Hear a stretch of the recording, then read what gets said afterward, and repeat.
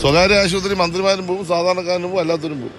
ഞാൻ പോയത് മെഡിക്കൽ കോളേജിലാണ്, കുഴപ്പമൊന്നും സംഭവിച്ചില്ല. ചിലർ സ്വകാര്യ ആശുപത്രി പോകും, ഞാൻ സ്വകാര്യ ആശുപത്രി പോയി. ഞാൻ ഡെങ്കിപ്പനി വന്നപ്പോൾ 2019 ഞാൻ ഗവൺമെൻറ് ആശുപത്രിയിലായിരുന്നു. ഗവൺമെൻറ് ആശുപത്രി ചികിത്സ കൊണ്ട് ഞാൻ മരിക്കാൻ സാധ്യത വന്നപ്പോൾ എന്നെ അമൃതയെ കൊണ്ടുവന്ന് ശുപാർശ ചെയ്തു. എന്നെ അമൃതയെ കൊണ്ടുപോയി. ഞാൻ അവിടെ ചെന്ന് 14 ദിവസം ബോധമില്ലായിരുന്നു. ഞാൻ രക്ഷപ്പെട്ടു. അപ്പോൾ അമൃത ഹോസ്പിറ്റൽ മോശമാണോ?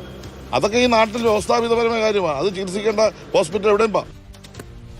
ശ്രീ കെ അഭിലാൽ തുടരുന്നുണ്ട്. അഭിലാൽ, യഥാർത്ഥത്തിൽ എനിക്ക് തോന്നുന്നു അദ്ദേഹം ഈ സ്വകാര്യ ആശുപത്രിയിൽ പോകുന്നത് ഒരു തെറ്റല്ല, അത് വലിയ പ്രശ്നമൊന്നുമില്ല എന്ന് പറയാൻ വേണ്ടിയിട്ടാണ് ശ്രമിച്ചത്. പക്ഷേ അത് പറഞ്ഞപ്പോൾ അദ്ദേഹം ചികിത്സ തേടിയത് സർക്കാർ ആശുപത്രിയിലാണെന്നും അവിടെ കിടന്ന് മരിക്കാറായി എന്നും പറഞ്ഞപ്പോൾ ആ സംവിധാനത്തിൽ തന്നെയാണ് അദ്ദേഹം അതിൻ്റെ കുറവുകളെയാണ് ചൂണ്ടിക്കാട്ടിയത്. ഞാൻ നേരത്തെ ചാണ്ഡ്യൂമിനോട് സൂചിപ്പിച്ച പോലെ ഇതറിയാവുന്ന അദ്ദേഹം ആ ആശുപത്രിയിലെ കുറവുകൾ പരിഹരിക്കാൻ കൂടി ശ്രമിച്ചിട്ടുണ്ടോ? അഭിലാലിന് അങ്ങനെ എന്തെങ്കിലും വിവരങ്ങളുണ്ടോ? അദ്ദേഹം എന്ത് മനസ്സിലാക്കിക്കൊണ്ടാണ് ഈ കാര്യങ്ങൾ പറഞ്ഞത്?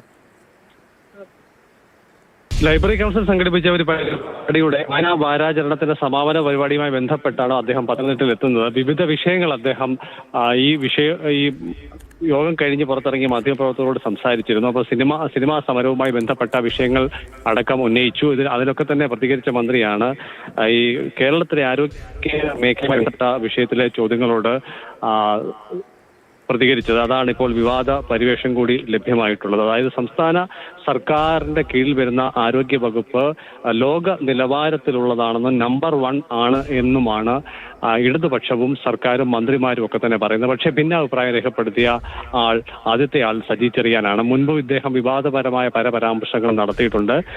ഭരണഘടനയുമായി ബന്ധപ്പെട്ട വിഷയത്തിൽ അദ്ദേഹത്തിന് രാജിവെക്കേണ്ട സ്ഥിതിയും ഉണ്ടായിട്ടുണ്ട്. പുതിയ ഇദ്ദേഹത്തിന്റെ പരാമർശം അത് സർക്കാരിന് ലഭ്യമാണ്.